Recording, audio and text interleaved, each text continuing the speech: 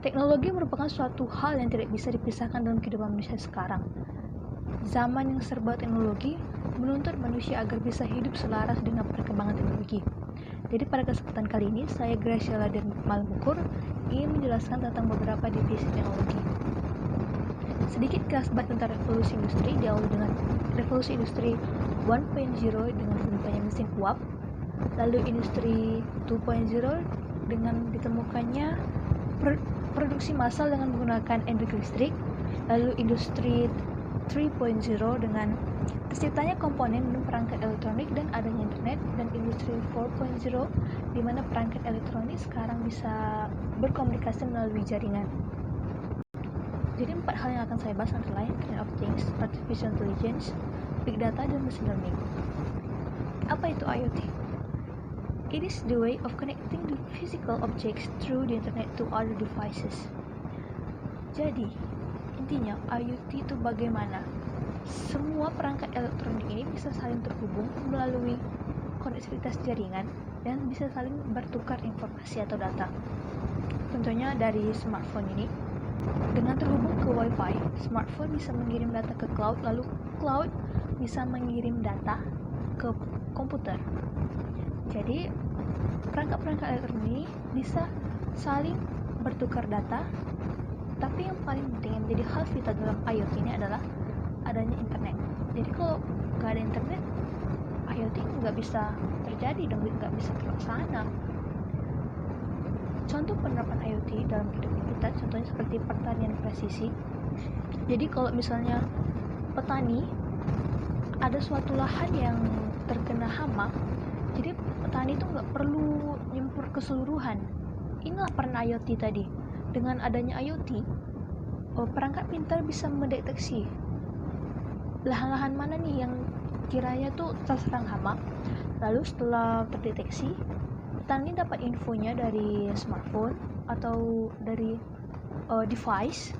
Lalu petani dalam contoh seperti ini bisa mengirim drone, dengan jadi lebih presisi penyebaran pestisidanya dan bisa lebih menghemat pestisida yang dikeluarkan gitu. Selanjutnya mobil pintar atau mobil otonomus. Fitur-fiturnya salah satu contohnya seperti map ini bisa menyesuaikan dengan kemacetan jalan raya. Selanjutnya ada smart home. Ini dalam contoh ini semua ada dalam genggaman kita. Kalau kita mau matiin lampu, kita tinggal pencet dari handphone. Kalau kita mau hidup AC, kita tinggal pencet dari handphone. Yang paling penting dari IoT ini adalah semua perangkat pintar ini terhubung ke internet atau ke Wi-Fi. Jadi mereka bisa saling mengirim data. Oke, selanjutnya adalah AI. Nah, kalau bahas tentang AI ini kayaknya kita nih udah sering dengar di mana-mana ya, AI. Tapi apa sih sebenarnya AI itu? Kecerdasan buatan atau Artificial Intelligence AI adalah simulasi dari kecerdasan yang dimiliki oleh manusia yang dimodelkan di dalam mesin dan diprogram agar bisa berpikir seperti halnya manusia. Jadi AI itu intinya adalah bagaimana mesin diprogram bisa berpikir dan memecahkan masalah selayaknya manusia. Contoh penerapan AI seperti ini, di Siri kita bisa tinggal bilang set an alarm in 25 minutes dan dia bakal keset sendiri. Nah, itulah contoh penerapan AI dalam voice assistance dalam smartphone kita. Contoh selanjutnya seperti facescan.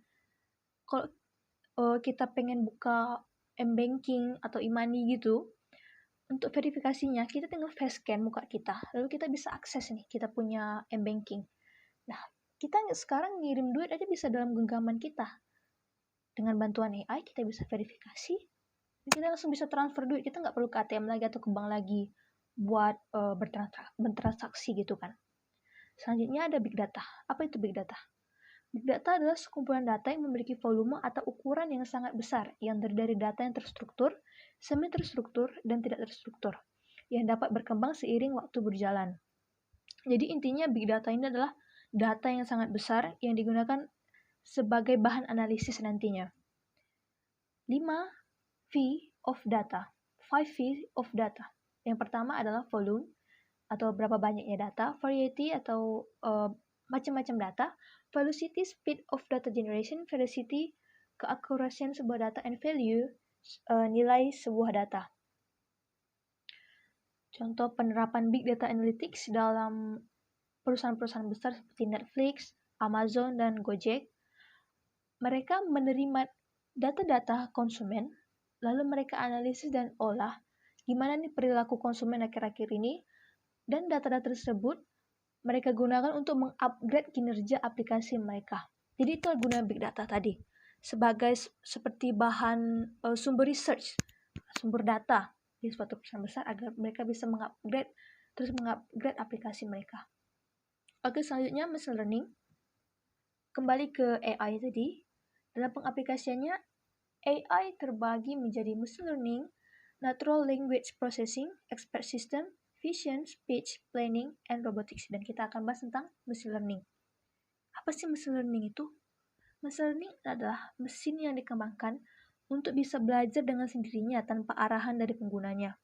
Pembelajaran mesin dikembangkan berdasarkan disiplin ilmu lainnya seperti statistika, matematika, dan data mining, sehingga mesin dapat belajar dengan menganalisa data tanpa perlu diprogram ulang atau diperintah. Jadi machine learning itu intinya adalah mesin yang bisa belajar dengan sendirinya. Contohnya seperti AlphaGo, sebuah machine learning yang diciptakan oleh Google, yang didesain untuk bisa memainkan pertandingan Go. Jadi pada awal pembuatannya, AlphaGo diprogram dengan 100.000 data pertandingan Go. Jadi dari data ini, machine learning dari AlphaGo bisa belajar, bisa bertanding dengan dirinya sendiri. Nah, dari data-data tersebut, apa yang membuat dia kalah, apa yang kurang, dia terus mengevaluasi, dia terus belajar, sehingga AlphaGo bisa menjadi yang terbaik dalam permainan Go. Jadi intinya terus belajar gitu. Nah, contoh yang kedua yaitu tampilan e-commerce kita atau online shop kita. Yang biasa tuh kalau di page rekomendasi itu kan biasanya tuh yang muncul tuh barang-barang yang akhir-akhir ini sering kita search. Nah, itu juga hasil dari machine learning. Jadi mesin ini belajar nih bagaimana perilaku kita dalam online shopping. Apa yang akhir-akhir ini sedang kita cari, tentang harganya, tokonya, jenisnya atau apapun itulah. Itu dipelajari oleh mesin dan barang-barang rekomendasi itulah yang akan muncul di page rekomendasi kita. Oke, ke bagian idea yang saya ambil nih dari permasalahan saya sehari-hari. Contohnya dalam melaundry atau mencuci baju.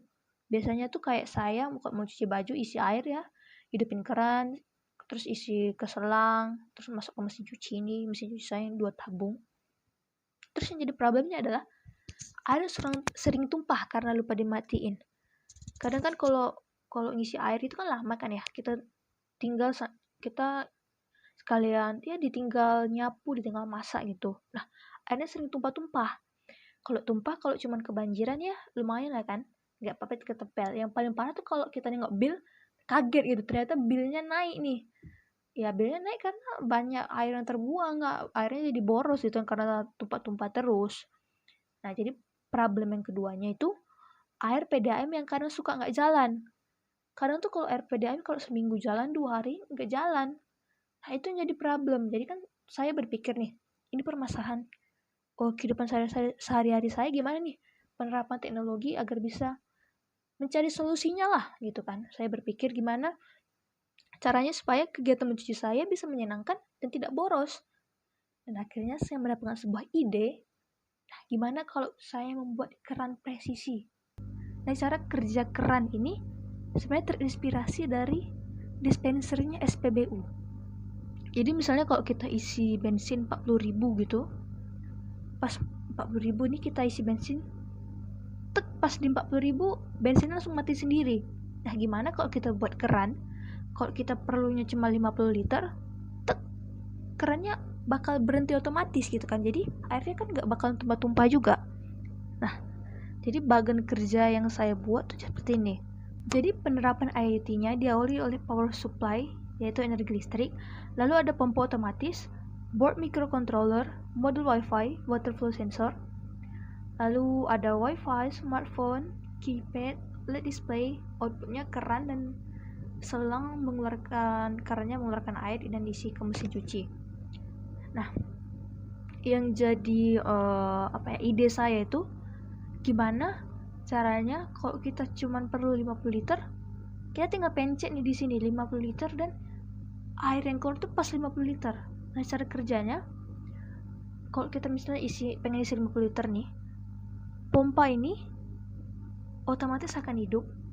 Lalu sensor ini yang berperan untuk mendeteksi seberapa banyak volume atau debit air yang melewati pipa.